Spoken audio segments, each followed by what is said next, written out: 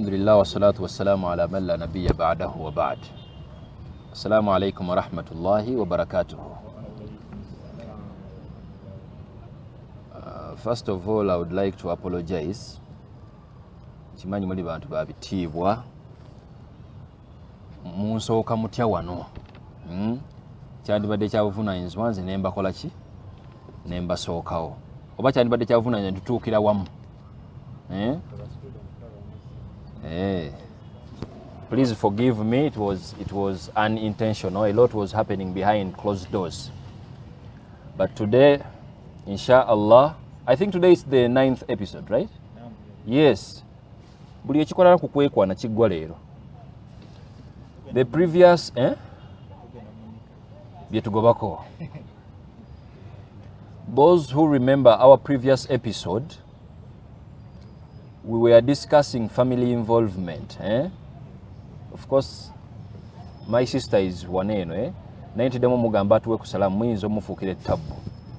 But I recognize the presence of my sister. Mujja mulaba nga tunyumyamu after the session. Mwamulabye kasola ba mayuga nga gafaana ngomanya ye wange. Now, in the previous episode, we discussed the family involvement in line with the Islamic style of dating. We made it a point to clarify and to justify our position Islamically. Netulabanga, it's really a big deal to involve your family respectively, oba oli musajja oba oli mukyala, to involve them in your dating story. We also made it a point okujerega buli alowooza nti the world needs to know whoever you're dating and your family has no right to know. We were like, it's too unfair if you're convinced that your friends bola byobukulu nga musana okwekyawo enkeera, you think they deserve to know everything that happens between you and your potential hubby and your potential wife and your family, brothers, sisters, parents, primarily nga tebamanyi kikola ki kigenda mu maaso. But before I unleash what I have for you today, I want to pose a question. And I'm dedicating today's episode to compensation in case the dating fails. Do you know compensation? Like, for example, you're dating someone. Islamic dating is just too real and it's too nice and beautiful in a way that even when you're nonsensical, you're wasting someone's time. They are calling off what they think is better in line with what you're building as a project, marriage in mind. Islam has that door. There is room to compensate the damage that any party has caused within the other party. Am I making sense? So this is my question before I even discuss. Do you think it's a big deal? An example. Maybe you're in love with someone ngokola mu state house. And this man that is dating you, omukwano kati mungi, nakugamba nze bona abera mukyala wange nsagala bakyala bakola ki? Bakola. Mu state house bagaba sente mmeka? Eyo kanveeyo katufunye example endala. Maybe oli musomesa. Oli musomesa bakuwa emitwalo 5. You earn 500,000 a month. Nogwa ku musajja ono and he's like, sina buzibu, I need you as a wife, but nkwagala waka. Me, I don't like a lady who works. Kalwokuba omukwano guno weeguli bambi. You're madly in love with this guy. Ngolaba banaye toyina budde bwa kwemula na muntu mulala. And you're like, let me call off and resign from work. Omuvubuka ono bwe yeekubye emizimu, wayisewo omwaka gumu awo bukatta kusiimye mwekyanzeemu awo and it's not working out. Nakugamba nti tukozesa linnya ki waneeno. nagamba nti Latifa oba Faida tubigadde tetukyakolagana ffenna akukompensatinga oba takukompensatinga ye waba akukompensatinga akukompensatinga atya akuzaayo ku mulimu oba akuwa omusaala gw'emyezi 12 respectively. What do you think? Ekiba kikoze eki? Wekiba kikulidde? Sikategedde ako ntute speed. Ebaloosi kwani? Buli mukivamu naye kati mwebenjogereramu ebyo ani kumwe gwe bali bakompensatinze. Big gwanga kibanda. Some of you just end relationships unknowingly just because someone is not calling and you're not also minding. Nikigwerawo nno emyezi negiyiika. So now luba lumu ne weebo wange enkuba etonnya and you're like kangezeko why kangezeko mikisa you call nimufulatalingamu awo dakiika za 2 after a month now nimuddamu kati negudde obujja nimuddamu ate bannaye dammwe. How many of you have ever been compensated mukuyiriba ke muyiriba okwo?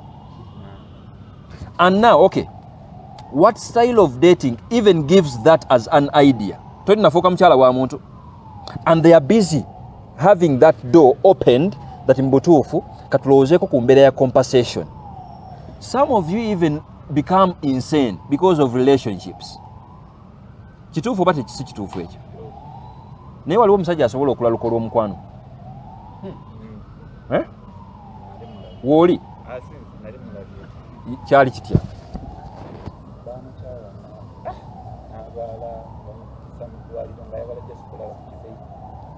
nga sayina bamukebera omusujja baile kaloka kayise ku myaka gye nnina is instiria bulwadde bwa ddala oba just kyali kibozi?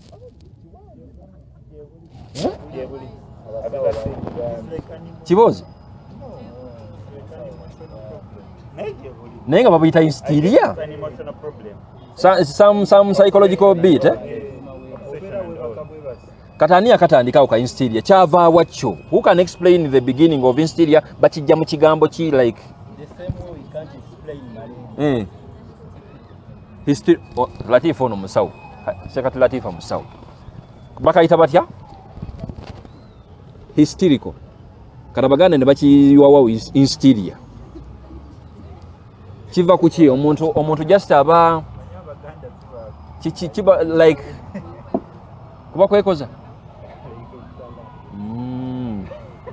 just aba awulira tasobola kubeerawo na muntu ono.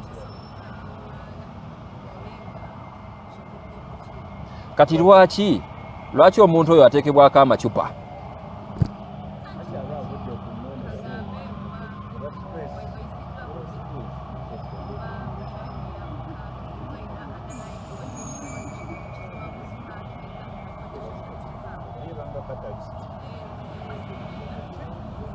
Okay. Bana isinga buli mwalimu alina halakanga zino kati nange ndi mukuyiga wano nno. Now okay, this is a deal I'm posing my question. I want your input before I even deliver what I'm having today. Do you find sense in compensation if just in case the dating story fails? If the answer is yes, justify your answer anyway. Tutandikirewa. Tutandikire mu basajja What is compensation? Compensation. Omwana w'obano mmalidde obudde. Yaleka n'oku applyinga ku mulimu. Sebo mbu future hubby amugambye nti leka saagala bantu bakola ki? Ate nga munnaddiini tayagala kujemera bbaawe apracticinga kugondera ki? Bbaawe. Labo weekubye emizimu. Tebiwakinze out. Olaba nga waliwo need yo compensatinga oba batwalize muri dunia bwetyo si nyangu. Both sides kasoba nga nawe kati go bufuna buzibu ki? Mutuweeyo example. Wabanga of course akozusizaako obulabe kati ayinza okubanga agambye atya. Omwana ayinza okugamba nti wobanga oyagala nkukkirize veka naye bannaye naye tugenda bbira ate mufaayo musooke muŋŋambe ekyammwe. Naam Sheikh. Yono ekituufu mwena muba mwemalidde kubanga tujja tunula obudde okusinga bwe mwemalidde. Yes, mwena mwemalidde obudde kati ate mudde mu byo compensation kubanga tomanya ayinza obba yankyayi naye nga tewali kyagenda kumpa kwesasula. Plus n'ekirala wano we mwedeetingira kyakikugisa omwana abendi ku mulimu kubanga kiba tekijja. Musajja wali no wano jasa atidde kuvaayo naye gyali babajjayo. Wano mukyadiiti nga temunneemanya temunnasala okyetaaga wali eri emikolo nga gituuka n'omugamba kino na kino naye ayinza osalawo mutegeka wano bano abaana nga bakumira bintu namusanga munansi yekolera busawu bwe namuganga mwambala bubi namwambala bubi namusomerayo ayeza nadisipline namukangamu awo neyokuna oyo aba aweddeyo n'avaayo ku mulimu mukyala watu olw'okuba omukwano kukola ki. Sheikh ku nsonga eyo saba njogere ku nsonga bbiri kusali yeeno ku nsonga y'omulimu omukyala avudde ku mulimu olw'omukwano nti nze mukundaba okwange nandisuubidde nti bwekubanga omulimu gw'abadde akola omwami amwogereza yalaba nti tayagala agubeereko olw'ensonga mukyala we nga Sekabashiri wayogedde nti tayagala akole mulimu guno ne guno ne guno nga tannaba kuvaayo tufu basobola okwogera olw'omukwano nti munange ngenda kuguvaako naye alina okubeera naye ng'ali focused. First of all mukubeera ng'ali focused baba bamujja ku mulimu ogwe abuuze kati nkole ki ono amuweye gwalaba amwe ku mirimu ye gyalaba gyakola ki gyayagala omukyala wawe bw'aba agenda muwaya 3 buli mwezi ne bigaana ekifuko ekiseera ne bigaana akitwale mu mbeera nti ku mulimu yandibadde asigadde ku mulimu bandimugobye ku mulimu kati agenda atandika yeegumize ku ekyo kuba abadde asasula omusaala gwe kati akitwale nti bamugobye ku mulimu Allah bwageze owa tuition abadde asasula tuition abadde asaba tuition nga abadde amusasula ekyo kyaba akoze nze kye advice gye nandibawadde toweetika buvunaanyizibwa ng'obwo obunene nga tonaba kubeera nti notuuka mu bazadde bw'otuuka ku level esasula tuition nga tonaba kubeera nti nno otuuka mu bazadde bwe kiba kikusaze guma kikulye buli olw'ensonga oba wayingirira obuvunaanyizibwa obunene obulikawo n'abalina obeera ne babutuukiriza. Okuliyirira kibeera wakati wa legal terms ezateekwawo wakati w'abantu ababiri okugeza when it comes to courtship muli ndowooza percentage esinga obunene mu courtship tumiitinga before legal staff tosooka n'osanga omukyala n'omwogereza mu ngeri yonna gy'oba omwogereza so bw'obaawo ekintu kyonna ky'oba osazeewo mu promising omutuusaako eri gy'ali in terms nga weegula gy'ali abeere ng'agwa mu mukwano naawe nze muli nandirowoozeza singa bukyenkya ne wabaawo ebitatambudde bulungi okugeza weeyamaka tuition yakawaako 40% kyasasula kamu 2 owaayo 8 oba 6 nedikulemerera lidda ng'ebintu bikutabuseeko bizinesi zikyasoboka oba nga olaba kyewali onoonya oba wakijjawo kati tokyasobola nze muli nandirowoozeza nti omukyala oyo bw'asalawo n'agenda oba ne mwawukana mu mbeera yonna Sheikh mbadde ngamba there is no need of compensation. Buli omadde bubye dunia. Buli omwa umule gyali nona umule gyali. Kubako bye weya mabikulemeredde. After muri mu stress yakwawukana ate kategeeko n'ebyo. Ng'omukyala yeke nnyini yakedde ekya n'ali ezizo. Katonna lemwa ng'akasente okateekayo ne wazira olw'okuba alabye asingako nti gwasuubiza 40 ye afunya awenga 80 ayagala okulekawo. Awo muli nandirowoozeza nti kituufu baba bakuyisizaawo naye oba olina mukwata bukwasi mu buntu kuba tewaliwo legal terms. Oziko nga mwalinawe mwawandiika n'abakadde bammwe ate ondowooza mwayingira mu bufumbo butukuvu. Kuba teri muzadde asobola kukkiriza mwana we aweererwe musajja atali muwoowe mu butuufu bw'okuwoowa. Wali wano baweerera oba amanyi. Awo kiba kikulidde. Sheikh atawakkali. Baba musisaawo. Era abaji mukuweera mwana wa benda kimanyi nti omwana asooka ekyanga. Ekyo bwe kiri. Asaddaake. Kubanga ono omuntu mutima gukeera ekya ne gwagalira ne gukyawo. Olina gwosabula side eno baaki. Nsonga lwaki teriyo nsonga lwaki mba nziza bye wampa nga wabimpa oyagadde like saakukaka. No, like tetuyite sikuzza sinesali kuzza naye kali ocompensating any damage eyaliwo as a result of the dating. Islamically kyetwogerako bannaye Ebyo kiba kituusewo nange mbadde simanyi kijja tuukamu. akata example yambiye omukazi compensation yetaaga neebeerawo bwe muba mwatuula ne muteesa nti ngenda kukolera kino oba ku mulimu otuula just in case tebitambudde bulungi oba ngenda kukuweerera naye obituukawo maaso kikyuka kulaba so kikyasobola mbeera naembase kiba kiwaka naye bwe muba temwatula wansi oba kuwandiika oba kuteesa bulungi oba waweerera leetaliya ya sadaka ndowooza nti nno buli omu both parties tubeere n'ensonga ezirina negotiable olina live water sala nti oba muvubuka ng'onjogereza tolina nsonga lwaki onsasulira tuition in the first place even if okitegedde bazadde bange tebakyatobola but nze ngamba I would advise if it is by brother don't put yourself in that position osasula oyo muwala tuition mwaso ng'okimanya akasenteko kali hardly anidi okitegeera kubanga ogenda tuuka mu maaso okejjuse ng'ojjukiramu struggle gye wayitamu okakuŋŋaanya and as the lady I would say naffe tubeere na negotiables newoba onkwana nga nkwagadde ntya sigenda va campus nga sinaba kumalayo degree because there are some people that are like faida komaawo jankuwa service you understand nakulesa okusoma and at the end of the day natakutwala oba nakutwala after 1 month biki ne bigaana so tubeere n'ebintu nga byo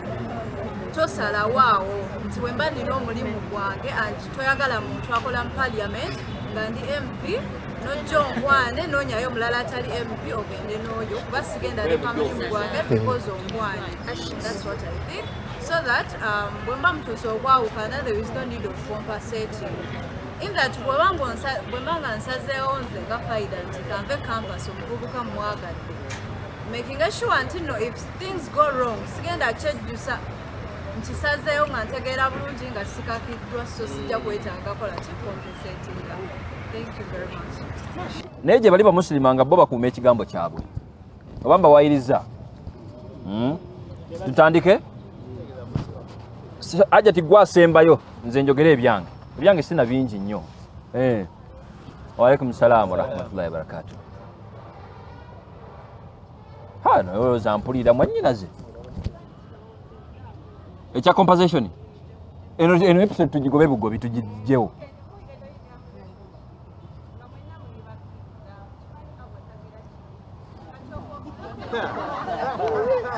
Omwana mwagadde oyo ekitegeera atyuninze olwo kiba kitegeeza woowakalira bo toli mukkiriza muntu gwe kubanga ye agambye olina okubeera omukkiriza okkiriza mu Allah n'olunaku lwaki lw'enkomerero ate okkiriza mu kugera kwani kwa Allah katosobola kubanga okkiriza mu kugera kwa Allah alina okuba enduulu nti tokola ki bismillah.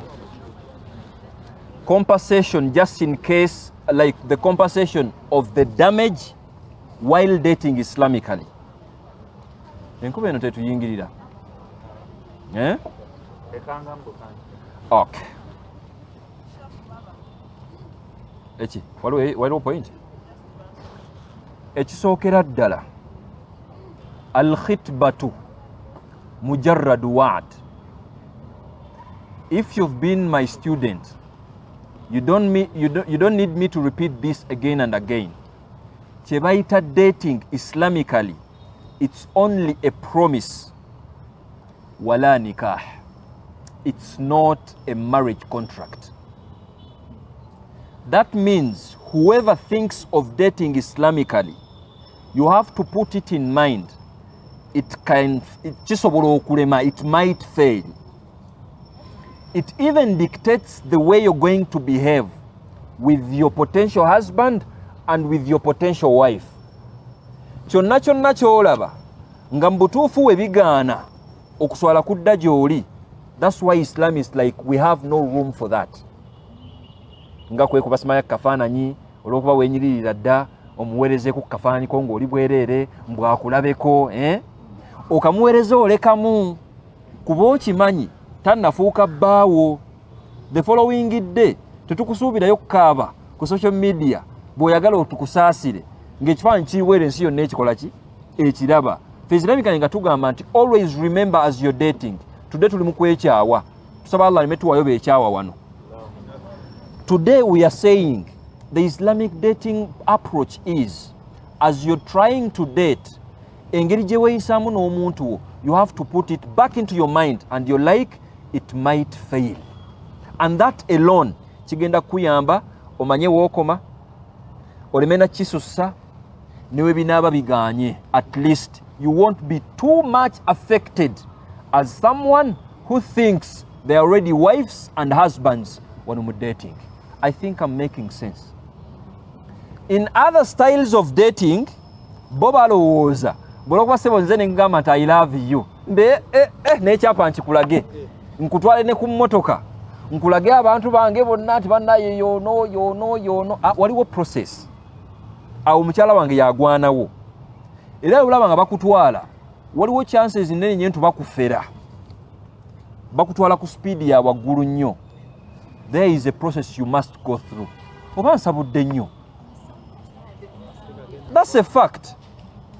Nabagambira ddawa neyo actually I questioned her. I was like okakasa wafuuka ddi a sweetheart enkeera nga mutandise leero relationship oyina mutima ki oguli sweet agulabye ddi tonaana kwogerako bulungi alabe oba empisa zo ziri zitya zibubu zitandise lw'omanya after a week nti you're being unfair ku muntu yenna yatandikawo ekigambo sweetheart kuba gwokiwa she or he is opposite n'omutima mubi enneeyisa ye embi olabira ddala tasaana nakubeera na mutima muki mulungi.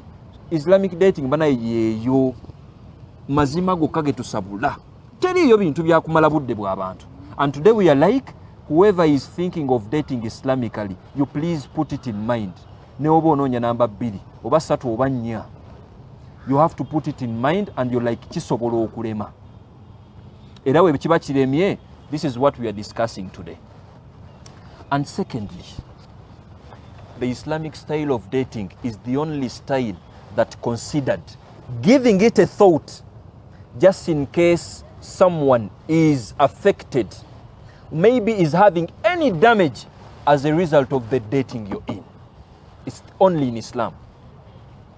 And that's why when we get to divorce, you will get to know that even Allah subhanahu wa ta'ala in many verses in the Holy Quran, Allah was like, وَلَا تَنْسَوُا الْفَضْلَ بَيْنَكُمْ. You're not supposed to forget the good moments and memories. Zemwali nazonga muli bafumbo. That's when you're parting ways. Okimanyi no kimanya nti nnyabo bwe baba kutalaka mu Busiraamu, we are like you husband. Mufunire ye million 2. Omukyalo ono ye abere capital way atandikira ekiri mu Busiraamu wano. How many of you nga wali mu divorce ne bakirowooza nako ekyo?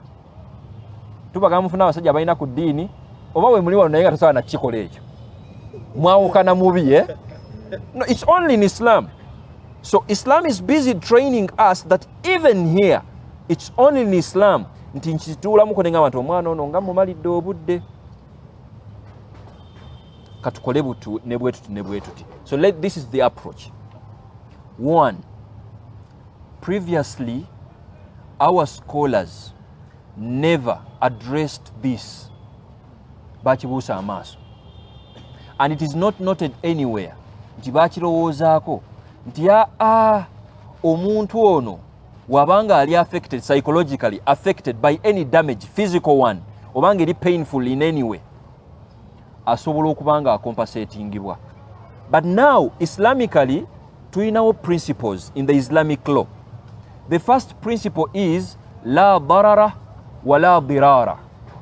If you're relating with anyone, in this case, if you're relating with a girl trying to build a marriage project, if you're with a guy, potentially your husband, and you're trying to have marriage as a goal, you're dating Islamically, that's what I'm meaning, you're not supposed to use that to affect them in any way.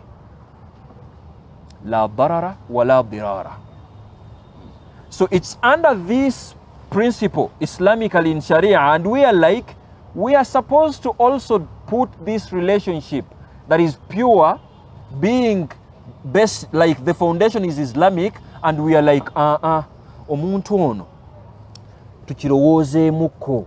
How can we compensate them in case there is something worth being compensated? Mu dating gye mukoze eki, gye mumaze. Bw'ogenda okulowoozaamu nti mu relationship ettaano z'oyina, asooka yakujja ku mulimu, bwe yakugoba n'oddayo. Owookubiri n'akugaana, kye kirala kye batera obbagaana awo. Kye ekirala mulimu gwokka. Friends. N'akugamba, naye friends bakompensatinga batya emikwano.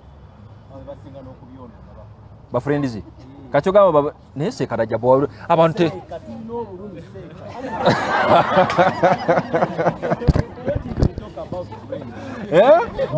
bonoonye ebintu bino.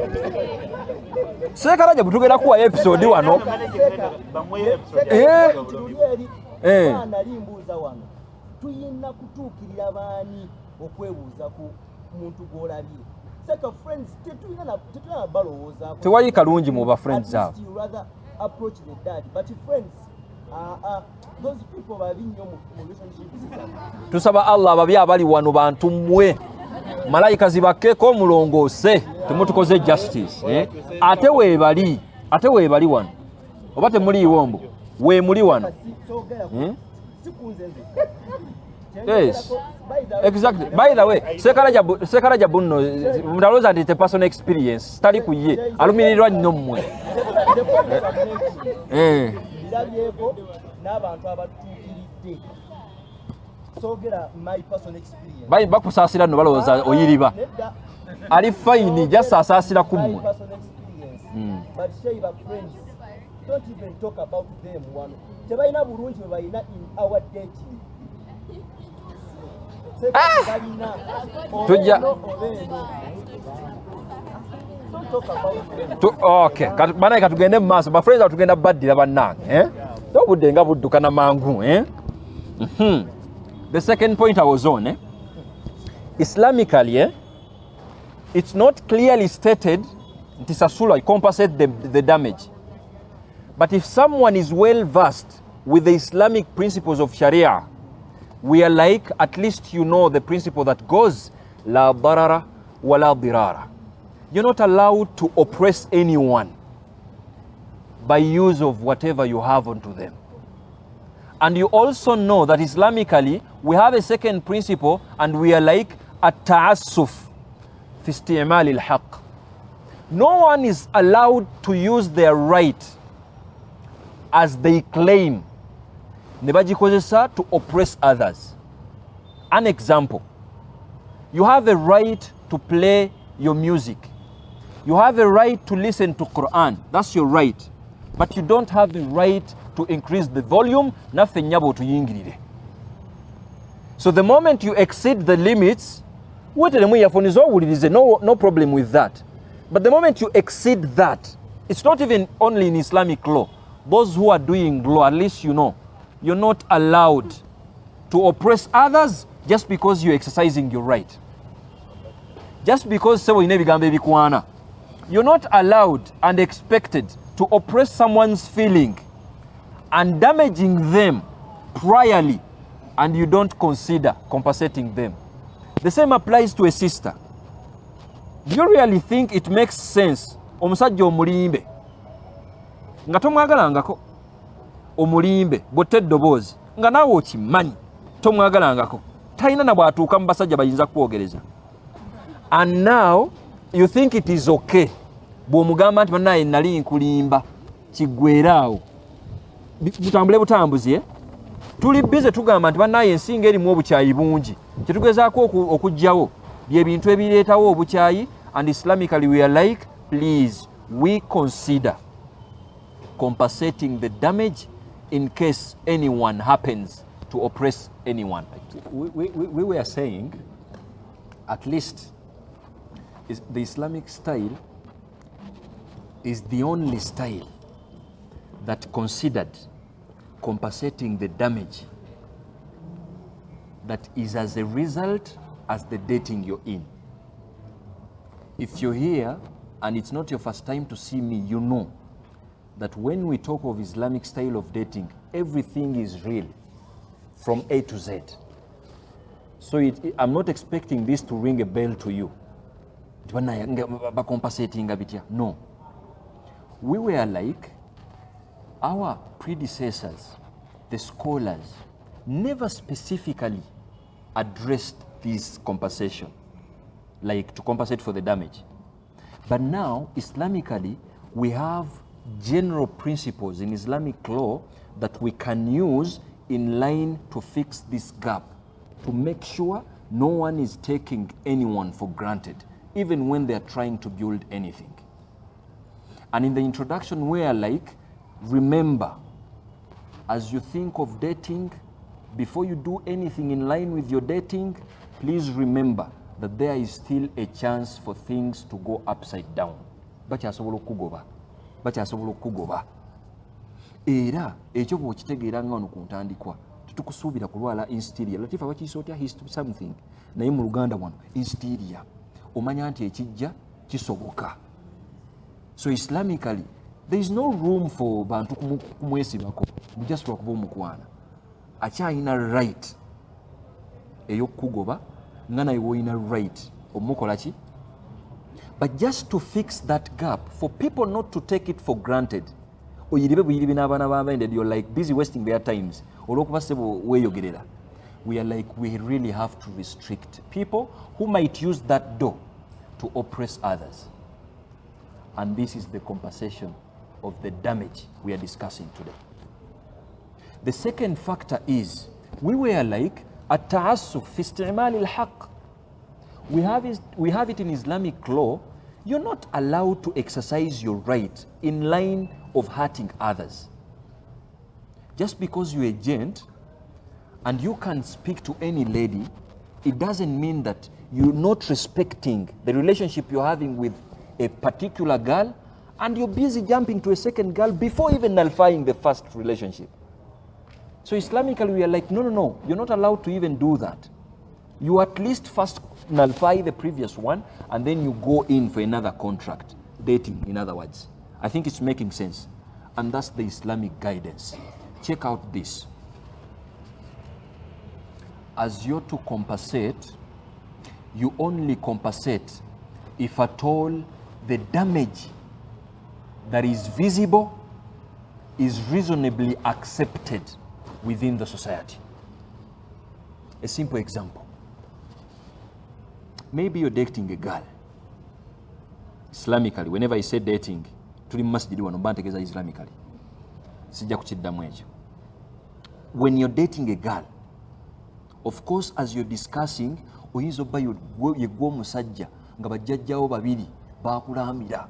Don't allow a girl to work. And then this innocent girl ayina akaduuka ke bamuwa emitwalo gya 2 buli lunaku buli mwezi. Buli mwezi. Buli lunaku. Oli mu Uganda wano. Buli week kale. And we are like, bamuwe emitwalo gya 2. And then you come in and you're like, I want to marry you. Oli musajja mulungi, gwe munaddiini, gwe alina empisa. Ate bakwagala, gwe olina kasente. Naga why? Omwana w'abandi ankoze eki? Angambye. And then they call off the job. After some time, you're busy calling it off. And she has nothing to do. And maybe she left the job for your sake. Maybe for whatever you were building. Islamically, we are like, reasonably, you expected to compensate the damage. If at all, it is reasonably visible and you have something to do in line with compensating her. I think you've also brought an example. Someone is busy paying tuition for you. Ochimanyi. Ochayina n'amaaso agalaba abalala. And someone is paying tuition for you.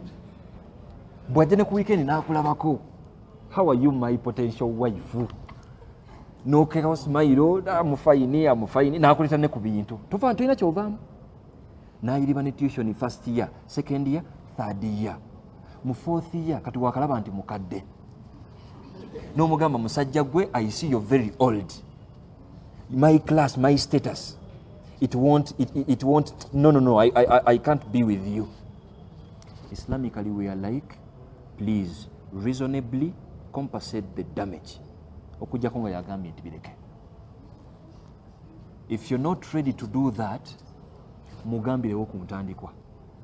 You're paying tuition for me, but it has nothing to do with whatever we are building. Is that too hard to mention? Nini wesibira mu komera fe Islamic itugamba nti omuntu bwaba akudatinga tannakuwasa. Gwe ina dating yo gyolimu eyo. Tewannakuteka kompeta. Naye oli mukyala wa muntu. Toyina nawe ogambira nti bannaye si kyakwagala. Kuba tuition kali awo bakakuweerayo. And Islamically we are like, no. We really have to guide people. We respect them respectively. Are you getting this sense that every youth, bwanategeera nti there is room for compensating? Are they really going to waste your time? Are they really going to justify what they have witnessed in a movie? Bakikukubeko olwokuba balina gye bakirabye nga tugamba nti nedda. Islamically, you're not expected to do that. But our scholars today went in line to explain this diversely. The first approach is we have to check before the compensation is made. Initially, anaatandise ebyokwawukana. Maybe, yes, I'm the one who told you to leave the job. Netukkiriza. Naye gwa nkyaye. Is it fair okummanja compensation nga gwa nkyaye? Nkugambyako nkyawe. If the girl mwennyini initially yakyaye, we don't expect you to think of compensation. Naye ono omuyiriri ono nnyini kukulokozesa bintu bwe yeekyangira bw'ati, awo tugamba nti reasonably you expected to compensate the damage. Please, I don't want you to misunderstand me. Oyinza okutandika okusaba airtime. That is another way. I'm talking of damage that is visible and reasonably accepted within the society. That's why I'm using a job as an example. At least ekyo kyangu kyakukola ki? Kyakutegeera. I think it's making sense. So if at all this lady is the one that has initiated the nullification of this dating, whatever you're building, then she doesn't have to think of compensation. Akukyaye nyiga biwundu bye kintu kitambule. But if you do that and it's not from her, you expect it to at least be a gentleman. The guidance Islamically is, please compensate if at all you have something worth compensating. Naddala kubbo ndoza kategerekesa hapo. Secondly, we are driving this to the gift story. You remember when mwalimu in the gift episode, we were like, the only one that is supposed to take back the gifts nga mukyala. Ye mukyala nga yakyaye. Okyawa biki nga bakuwa ebirabo. Oyine emmotoka eri awo. Oyina akaploti kali awo. Okyawa. Bw'okyayira bw'oti bw'ozzaayo n'empapula. Nti barakallahu fiikum. Naye ono gwakyaye. That's why some of the scholars were like, wabanga yakukyaye nga si kikolwa kyo, then awo at least abikulekere kubanga yakoze eki? Yakukyaye. Tekivudde ku ki? Are you even aware that someone can indirectly call you off without telling you directly? Baba mukikola nnyo. It's very possible for someone to call you off and they are not telling you directly nti sikwagala, we are ending this, but whatever they are doing is in line with that. Tachakwagala. Islamically, you really have to be very clever to realize that. And the moment you sense that, tobeera too down. Kitebolinge. Ogambe nti mukyala gwe oba muvubuka gwe. Kiri ABCD. If there is no valid explanation, bikomyawo kuba n'obudde butono obw'okumala. Olina emyaka egitasukka 25 ng'ofunye omuntu. Woyingirira 3 ogenderera olwo. Kati you have less time. That's why Islamically we have to think of this stuff. Where do you find this guidance? So the first approach is anyone who is in line to compensate the damage, at least aberenga yasoso kukola ki. And you will only find that in Islam. In Islam. And the second, now.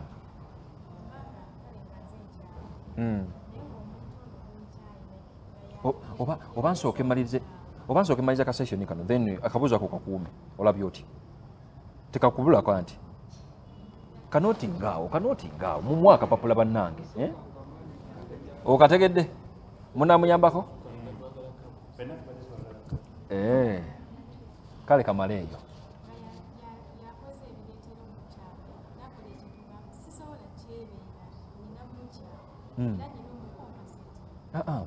That's why we were like, dating is dating. It's a promise to marriage. It's not marriage. There is a chance of ending. The reason as to why you have this time of khitbah is to learn each other. Nkukwanye nkimanyi oyina enviiri kuba osiba akakaaya kanene. Little did I know nti otekayo just sibukaaya bulala mu mutwe. And now I'm realizing that after a week. I have a right to be like muwala sisobodde mu bulungi. I think as simple as that. And that's why the dating story is there. The difference between the Islamic style of dating and other styles of dating, Islamically, you date trying to learn someone who is going to be your partner for life. And that's why you don't make nikah the following day, I love you. You have to study them. And in studying them, you expect to see something that might call you off. And that's why I'm busy letting you know that there is chance of things failing. As simple as that. Maybe you've seen a certain personality within this. If at all, the damage that is like, before you end it, there is nothing worth being compensated for, then of course, the scholars were like, فَلَا حُكُمْ بِالتَّعْوِيض. There is no judgment, there is no verdict of saying there is compensation in that case. I think it's clear. So I want to wrap this whole story up, and I'm like, Islamically, it's the only style that considers this and gives it a thought. It is not elsewhere. And the reason as to why it's there, it's because everything in Islam makes sense. Dating waffe bintu bya rio okiba kyetaaga bintu bya meeting oli ajje nga akitegedde nti ngenda kwogereza muntu mubere ku table and you talk sense. It is okay. And in line with compensating, we are like, scholars never directly addressed it, but they indirectly addressed it under some Islamic law principles. And the principle was la darara wala dirara. You don't affect anyone, you don't even cause harm onto your own self. So by use of that as a principle, you're not expected to oppress and damage someone, most especially when you can compensate for the damage even when the story doesn't proceed. And it only happens when the party, maybe when a lady initiates the nullification of the story, dating story, that's when the compensation is off now. Teri byakuliwa kubanga gwakyayo omwana w'abendi. But if bakukyawa and then there is some damage eyakolebwa, a reasonably one, then we might give it a thought and we are like, okay, let a brother think about it and compensate you reasonably in line with that. May Allah subhanahu wa ta'ala grant us that understanding. May Allah subhanahu wa ta'ala grant us knowledge and ability to exercise the Islamic dating. I want to wind the session by 3 points. Point number 1, please, I want to emphasize it. Whoever you're dating right now, Islamically, there is a chance of failing. Akyasobola okukyawa enkeera nga naye wosobola omukyawa enki enkeera. Someone who is wise, and you know that, we expect you to also check your behavior ku bantu abo. And that's why Islamically we're like, just because someone is dating you, they don't qualify to give you a hug. They don't even qualify to see your nakedness, your body, just because they are dating you. Why? It's because of that chance. How many are you going to show? The 5 guys that are dating you, and you're still a Muslimah? No. We are like Nedda. Islamically, you have to always put that in mind. If you put that in mind, it's going to keep guiding you.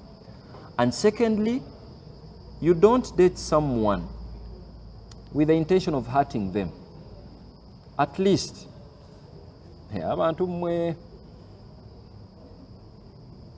it's today that someone tells a girl that I love you. Alaikum salam wa rahmatullah.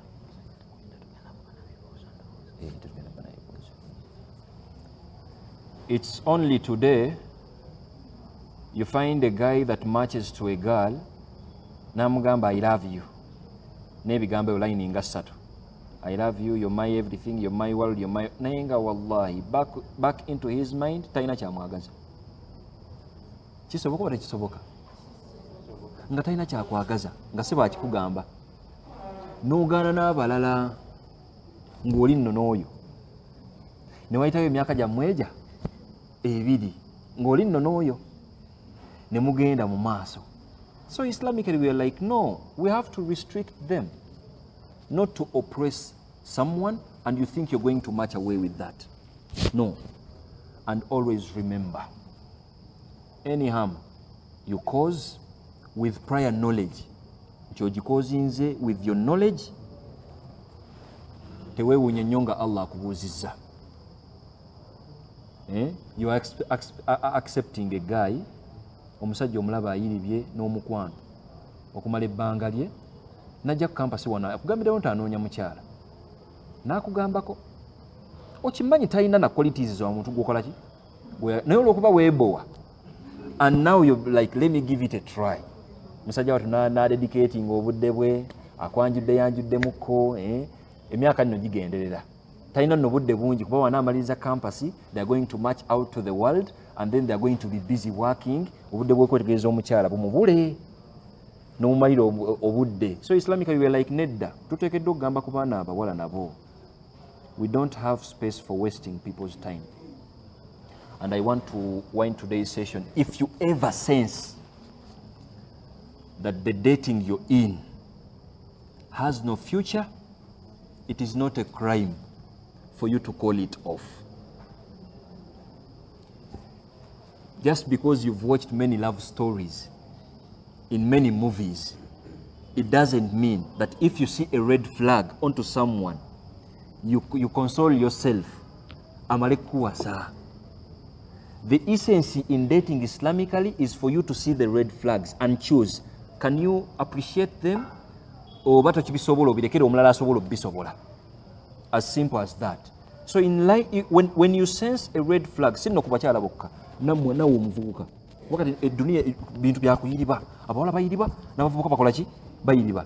If you get to this girl, onoonya mukyala gwakuwasa, you don't need many red flags ku muntu ono omanyi nti they are not a wife material. Muleke bw'aba akyalina emyaka gya 3 naye nga looza akyali, muleke noonya owabirimu 2 nga looza ye yakola ki, yatuuka. You build something nga you're investing in something you really know. Sister Faida mentioned it. You're busy paying tuition for a girl. Talina na kyakumatizaako nti wife material. Olw'okuba olina akasente go. Kakuluma nno ng'oyiwawo kasente. Wakiriwawo akasente nga tekakuluma. Muwe edduuka nga tekakuluma. Nga ne wanaakwekyangirako tebikukola ki. Naye ke kaduuka ko koolina katya. Omukwasizza ekyapa ky'ennyumba. Omukwasizza ekyapa ky'edduuka. And now you're like, getting hysteria, oli kundiri, stress zikutta bw'ogendako mu kyalo. Come on, when you're dating Islamically, you expect all that. Okwana we bakugana, which is okay. The problem is in wasting time building something ngate there are red flags that you're seeing. We have no time to waste if you're dating Islamically. Obango oyo yaga questinga ku time, please you try some other styles of dating. Njagala okubaaniriza mwenna buli awulira nti ayagala okukyawa omuntu olwaleero. Nga mbutuufu walinda dde omuwalimu akikuwe. Njagala okukasa ebbanga ly'omala nga tonnamuwasa nga toli muyaaye. Bw'olaba nga red flag, consider it. Bw'ogirekanga oba okakasiza nti you can live with it. Ndoza kategerekesaako tukendeze ku kerereyo mu bufumbo. Musajja wange mukambwe nnyo, waliwo okumulaba wano emabega. Bw'omulaba nga mukambwe nnyo, olina mulaba wano nga mukambwe, olondewo naamusobola obukambwe obwo oba tobusobole. Otekewo ne methods ez'okusolvinga obukambwe obwo. That's how we are going to solve that. I repeat, as you're dating, you have a right to call it off. And today we are winding the dating story. Thank you, Wobango obadde nange from the first episode. The next episode, tuyingira bufumbo. And that's when we are going to see obufumbo buno. What is bufumbo? Ogenda obuyingira mu maaso awo nga wallahi omanyi kyoyingiramu, onaawulira nsonyi nga tompise ku kyayi kulaba ku bbaawo. Naye mumanyi essanyu lyenyinza obba nalyo nga butuufu ompise and you're like, naye Bulafu gy'otaali watusabulasabulaawo ne tujja twefuna twewasizza wano. Kyayi jangu tunywe ffenna tukube ku mboozi nga ndabira ddala akakapo kali awo naye mba mugenda kwekyawa mumpitangako nga mugenda ku divorce awo mumpita nogaa nti mutuufu watugayidinga naye kati kikoze eki kiganye. Ngaera nakati mubanga ebintu biganye nga you feel like you want to call it off, it is okay. You have that leeway. Mubanga you're dating Islamically. I repeat, if you're wasting a girl's time right now, as soon as we are done with Maghrib, mukubire simu mugambe salamu alaikum, funa wotuula. I want to tell you, my sister, imani erinye, they have told us that we are not supposed to waste your time. Tell them as early as possible. Akabemu nga atudde yeebake naye ng'okimukoze eki okimugambe. Better than okumuwestinga time 7 years, 5 years, 2 years mbusumaya muki. The third year atandika okwesetinga yeemodde atya, agize atya, what is your best color? Ebibuuzibuuzi aba abimaze. Nesibu kata abiddemu era. What is your best color? How do you move? What do you enjoy? Tebibatama mulowooza. Naawe kennyini bw'obanga olinayo Sheikh ali eyo mubutuufu omumalira budde. Abasajja batera okuba abagumugumu. Mugambe anoonye w'atuula. Mugambe my brother si mu bubi. Mpaayo nze nti bambuuliridde nti nkumalira obudde, please let's stop here. Wa barakallahu fiikum. Obawonye because you're wasting their time. I know 90% of youths, all they are doing in relationships is wasting time. That's why I'm making mention of it. Kaaba today, nawe bakukyawa olwaleero tonyiigira. Yes, just know nti musajja kati mulungi akukyayeemu awo akuwe platform empya ogende ewalala. May Allah subhanahu wa ta'ala grant us that guidance. Ndowooza leero tewagenda beerawo bibuuzo mukuoneka akyayi. Nada waliwo amateeka tugenda tutulekayo eyo. Mwawukana mutya n'omuntu gwe wawoowa. Mubirectifyinga mutya. Naye olwaleero njagala tukkaanye mu halaka yaffe ey'Emakerere. Tibannange obanga olina gw'omalira obudde. Wakiri muweereze kalinkiko omusomo guno. Oleme kimugamba straight kwajja kunyigira nnyo. Mugambe beera mugezi nnyo ng'owuliriza. Listen to that and you make sure you're attentive at the 35th second. That's my point. Nchikuogerere. If they are wasting your time, please end it. Mukitegedde bannange. Olwaleero bintu byakweza bujja. If someone is wasting your time, kati sisuubirayo omuntu abadde student wange muhalaka otandike kuleeta busongasonga tankubira ku makya tankubira evening tankubira afternoon tankubira kumbuuzaako tankubira kikokiro tankubira ku ssaawa mukaaga mbuye ensonga lwaki ogoba muntu mwegobere naye ogenda kutomera okujjako nga waliwo ensonga ayinza obba takukubira nnyo bw'atyo naye ng'alina ensonga ze owuliriza ku nsonga ezo bw'olaba ng'ensonga tezivaayo totomera ng'okola ki ng'olaba mukategedde ako naawe sikusuubirayo kukusaba mwana w'abende olw'okubaganya okujjako giribaabu bw'oyagala mulabako kyokka ye tayagala mukatokyawa mukyawe mulekere abasajja abalungi gye bali mukyawe abalungi bajja mulaba bamukole ki naye muvubuka waffe mukyawe abalungi bajja mulaba bamukole ki bamutwale wabarakallahu fikum baagaliza okwekyawa okulungi tusobola abali siriyasi mwekyawe like kankugenda mu luzungu ye mu luzungu bakasetinga batya mu luzungu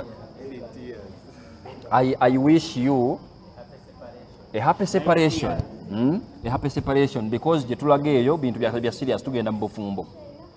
And I also encourage whoever is seeing me for the first time and is watching this for the first time bw'otatandikira kumbuukira wano tiseeka atandika abantu kutukyawa genda ku episode esooka eyo gye twava eyo abali wano gye twava eyo si gye twava eyo ndowooza ffenna tukola we are making sense wano ensonga lwaki tolina misumaayi gy'olaba bankuba wano bamanyi kye tuliko tutendeka abantu baffe ba bufumbo tusaba Allah atuwa obulungi and next halaka inshallah njagala ojje wano n'akatabo ko ng'otegese to take notes of marriage inshallah.